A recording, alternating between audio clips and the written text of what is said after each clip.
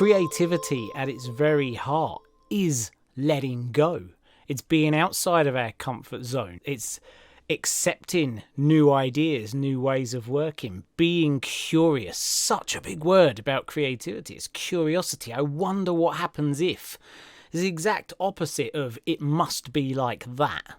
But if we work in this methodical and intentional way, that is when we run the risk, and I'm not saying everything's completely random, don't get me wrong, but if everything has to be controlled, we run the risk of carbon copies of our work, we run the risk of boredom, of trying to over-control the workflow and the process and not being open to accidents and new ideas and things we couldn't possibly come up with on our own. However, if you do want to push the envelope with your music, then you gotta do something new. And something new is going to come from letting go. And happy accidents is one of those ways that we can do that.